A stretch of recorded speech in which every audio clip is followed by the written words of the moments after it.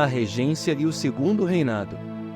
Ninguém, no Brasil, poderia supor que Dom Pedro I abandonasse o país precipitadamente, como fez a 7 de abril de 1831.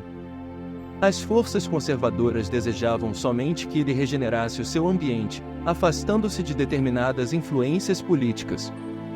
O resultado da inesperada abdicação foi a desordem, que se propagou a todos os recantos, provocando descontentamentos e sedições. Alguns políticos, no entanto, obedecendo à feliz inspiração do mundo invisível, organizaram uma regência que se incumbiu de manter a intangibilidade da ordem e das instituições. Essa regência interina, com imensos sacrifícios, iniciou o seu trabalho de pacificação na Bahia, em Minas e em Pernambuco, onde inúmeros portugueses eram assassinados, sob o pretexto de antigas desforras dos movimentos nativistas. Os distúrbios militares proliferavam em toda parte, exigindo a mais alta cota de sacrifícios e dedicações dos verdadeiros patriotas. O exército, desde os acontecimentos de 7 de abril, caracterizava as suas atitudes pela revolta e pela indisciplina. O norte do país vivia sob o regime do sangue e da morte. O povo de Pernambuco, humilhado pelas incursões da soldadesca amotinada, que lhe feriam os brios e as tradições, veio a campo, travando-se os mais fortes combates, em que pereceram, ou foram presos, muitas centenas de indisciplinados. Esses protestos e esses exemplos, todavia, não conseguiram eliminar a luta persistente e pavorosa. A guerra civil continuou, anos a fio, à sombra das matas, estendendo-se ao Pará com o seu rastilho de miséria e de sangue. Muitos governadores foram barbaramente trucidados pela caravana sinistra da confusão e da desordem. Jamais, a pátria do Evangelho atravessara tão perigosa situação, sob o ponto de vista social e político.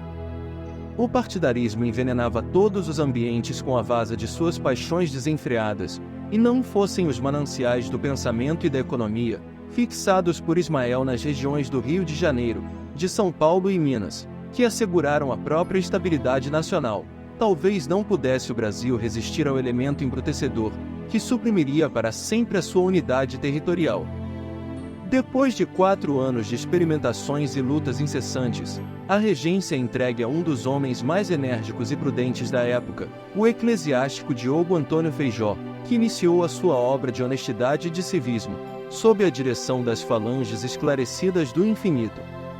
O grande paulista, porém, não conseguiu permanecer muito tempo à frente do governo. Em 1835 rebentava o movimento republicano do Rio Grande do Sul, chefiado por Bento Gonçalves, que se propunha organizar, naquela província, uma república separada do país.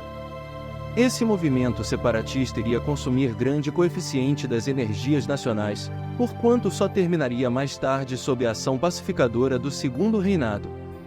Em 1836 funda-se o Partido Conservador, com a aliança dos liberais e dos restauradores, caminhando a nação para o parlamentarismo.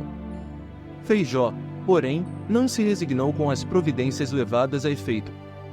A seu ver, não era possível governar eficientemente, dentro de um regime que se lhe afigurava de excessiva liberdade. Renunciou nobremente ao cargo, chamando ao poder Araújo Lima, que era nesse tempo a autoridade suprema das forças oposicionistas. Então, a imprensa brasileira já não contava com a palavra de concórdia e conciliação de Evaristo da Veiga, que, depois de cumprir sua tarefa no país do Cruzeiro, regressara à pátria universal, incorporando-se às hostes esclarecidas do infinito. A imprensa, hoje considerada como o sexto sentido dos povos e que, naqueles tempos, mal ensaiava os primeiros passos no Brasil, não podia, portanto, ser o órgão de esclarecimento geral da nação, e a luta prosseguiu, ensanguentando o país, ao longo de todas as suas fronteiras. A fusão dos objetivos de liberais e conservadores constituiu a base da opinião livre, que embelezou o regime parlamentar no Segundo Reinado, estruturando-se a Câmara sob o modelo das praxes e dos costumes ingleses. Percebendo, contudo, a exaltação dos espíritos em geral, os liberais solicitaram, em 1840, a declaração da maioridade do imperador, que, na época, contava 15 anos incompletos.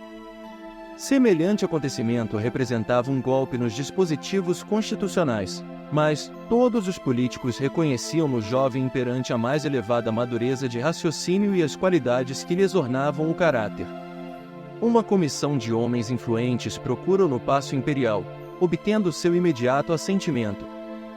Dentro de poucos dias, foi Dom Pedro II declarado maior, por entre as mais sãs esperanças do país e sob a confiança dos mentores do alto, os quais seguiriam de perto a sua trajetória no trono. A regência ficava assinalada no tempo, como uma das mais belas escolas de honradez e de energia do povo brasileiro. Vivendo numa atmosfera de franca antipatia popular, pelas medidas de repressão que lhe cumpria executar, flutuando, como instrumento de conciliação, entre as marés bravias do separatismo no sul, os vagalhões impetuosos da opinião partidária nas cidades centrais e as ondas tumultuárias das lutas ao norte, todos aqueles homens que passaram pela regência foram compelidos aos mais elevados atos de renúncia pelo bem coletivo, praticando com isso verdadeiro heroísmo, a fim de que se conservasse intacto, para as gerações do futuro, o patrimônio territorial e a escola das instituições, na objetivação luminosa da civilização do Evangelho, sob a luz cariciosa do Cruzeiro. No ano de 1841, foi coroado o jovem imperador. Não obstante a sua condição de adolescente, Dom Pedro II, assistido pelas numerosas legiões do bem, que o rodeavam no plano invisível, tomava o cetro e a coroa consciente da responsabilidade gravíssima que lhe pesava sobre os ombros. A sua primeira preocupação administrativa foi pacificar o ambiente intoxicado de sedições e rebeldias. Prestigiando Caxias, consegue levantar a bandeira branca da paz nas províncias de São Paulo e Minas, após os desfechos de Venda Grande e de Santa Luzia. Daí a algum tempo, com a sua política de moderação e tolerância, consegue estabelecer a tranquilidade geral em todo o Rio Grande do Sul, com anistia plena e com respeito às honras militares de todos os chefes da insurreição. Depois dos esgotamentos a que o país inteiro fora conduzido pela ação corrosiva dos processos revolucionários, o Brasil ia regenerar suas forças orgânicas dentro de um largo período de paz, no qual as falanges esclarecidas de Ismael, inspirando a generosa autoridade do imperador, argamassariam as bases do pensamento republicano, sobre as ideias de fraternidade e liberdade, a caminho das grandes realizações do porvir. Espero que tenham gostado. Já vai deixando o like, curtindo e compartilhando. Até o próximo vídeo.